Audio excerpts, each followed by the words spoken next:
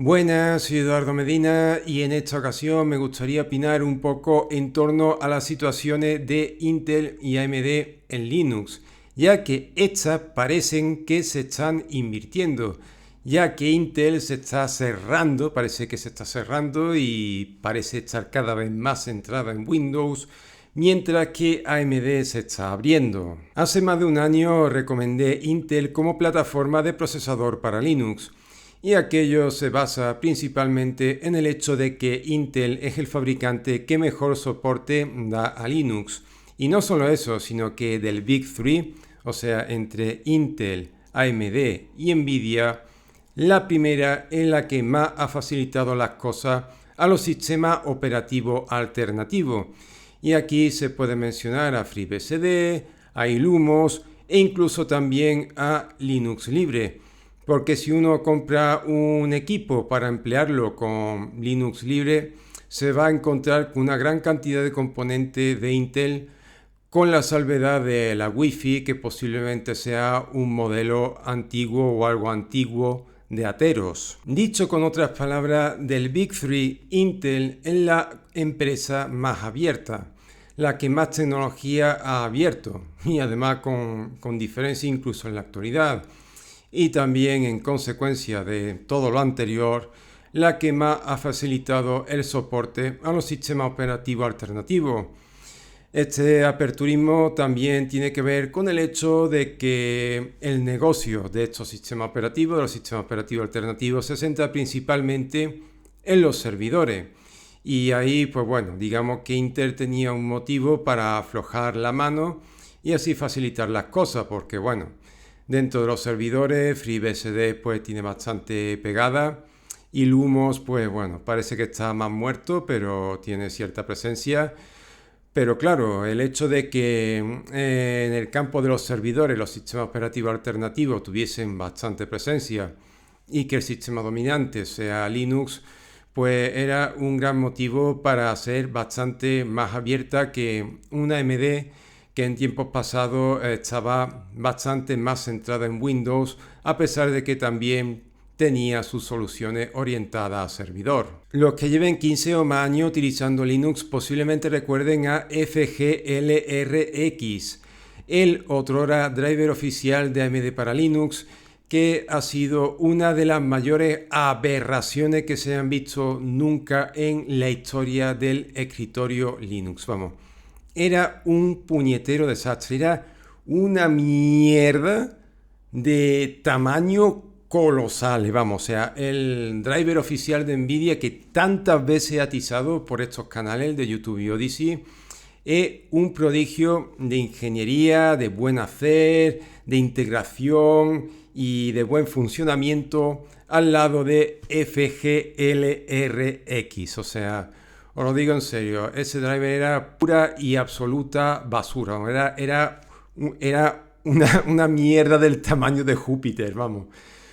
Y creo que me estoy quedando hasta corto, vamos, o sea, y debido a lo malo que era ese driver, hay mucha gente dentro de la comunidad de usuarios, entre la comunidad de usuarios, que digamos está traumada y no se atreve a comprar una gráfica de Radeon, ya que piensa que AMD GPU, el driver oficial para gráfica de AMD que está presente en el kernel Linux, pues en realidad una versión abierta de FGLRX y que funciona igual de mal.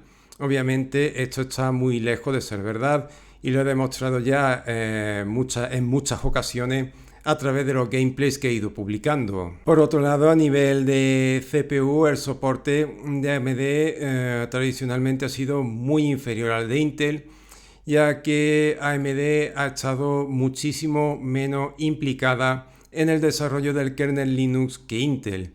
De hecho, Intel me atrevo a decir que es la principal contribuidora del kernel Linux en lo que llevamos de siglo, al menos entre las empresas. Mientras que, bueno, AMD desde hace unos años sí que contribuye muchísimo más, pero antes su aportación era bastante marginal. Así que, claro, si tú comprabas un ordenador AMD para hacerlo funcionar con Linux, pues la situación era una auténtica lotería. sobre todo en portátiles. O sea, yo he visto equipos viejos de AMD que han sido lo mejor del mundo con Linux y otros en los que hacer funcionar Linux en ellos era prácticamente imposible. Así que obviamente te veías obligado a utilizar Windows. En resumidas cuentas y sobre todo en el pasado lejano, los usuarios de Linux no teníamos muchos alicientes para comprar hardware de AMD frente a Intel y también Nvidia, ¿por qué no decirlo? Y frente a Intel, pues bueno, esta última tenía la ventaja de ofrecer soporte de manera oficial a través de todos los frentes, cosa que a día de hoy sigue siendo así. O sea, el driver del kernel para la gráfica es oficial, el driver de OpenGL es oficial, el driver de Vulkan es oficial, el soporte de VAPI es oficial a través del driver Intel Media Driver. Y bueno, a niveles generales, Intel pues proporciona un soporte mucho mejor. Las Wi-Fi de Intel son las que mejor funcionan en Linux, por cierto, aunque a cambio de emplear un firmware privativo. Y bueno, ya que hablo de firmware privativo, AMD GPU es un driver open source y es oficial, pero para liberar todo su poder requiere de emplear eso mismo, un firmware privativo.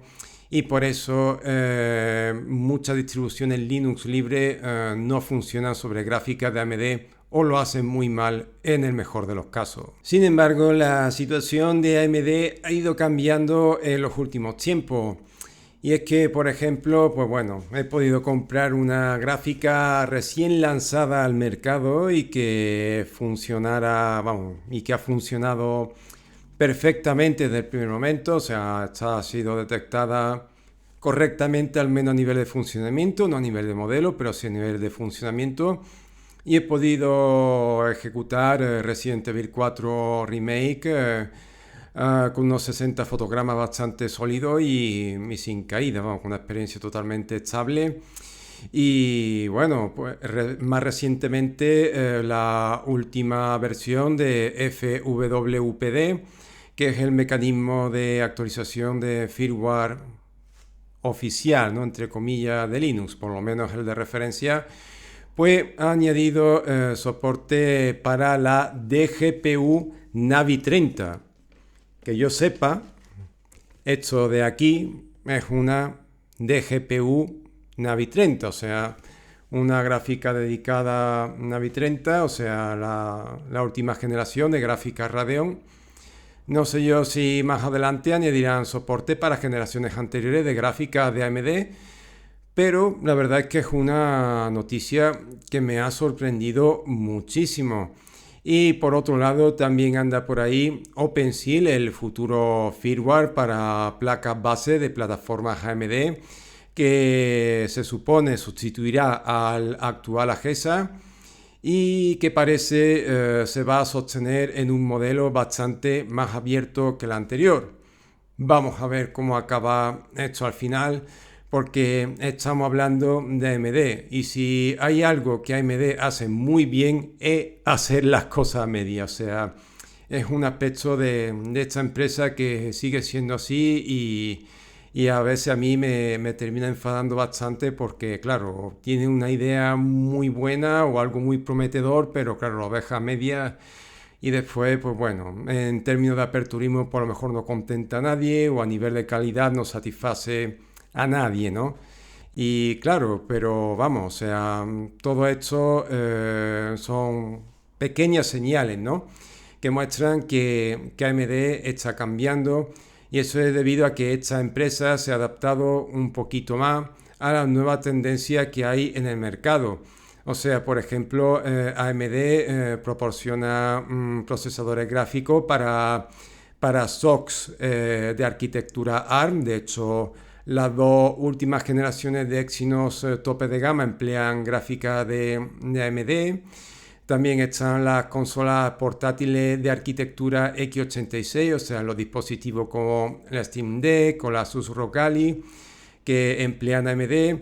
E Intel, pues básicamente pues no está en esos sectores ni se espera que esté, ¿no?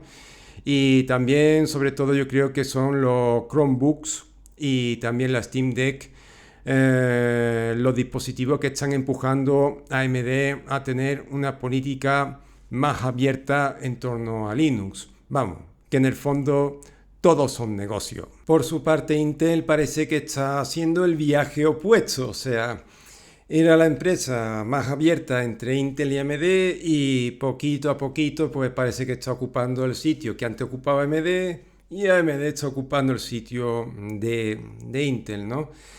Y esto se ve no solo en el hecho de que Intel pues no tenga presencia en móviles y que haya pasado 3 kilos de las consolas portátiles con arquitectura x86, sino también, por ejemplo, en la supercomputación, porque de las 10 supercomputadoras más rápidas del planeta, solo 2 emplean procesadores de Intel y además una de ellas ocupa el 10º puesto. Y otro sector en el que Intel ha retrocedido bastante pues, es los servidores, a pesar de que sigue dominando en cuota de mercado.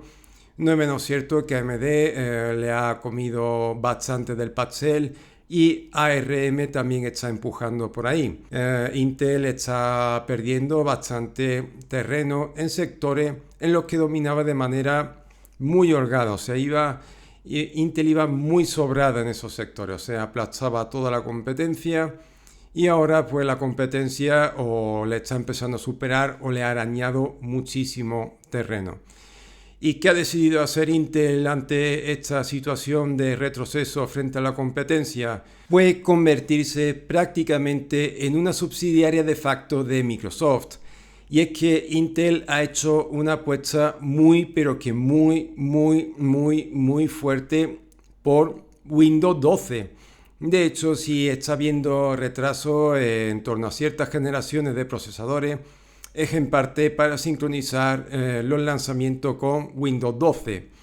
Y a mí me da que si Windows 12 termina fracasándose, si Windows 12 es un fracaso, Intel puede terminar pasándolo muy mal a nivel económico durante un tiempo.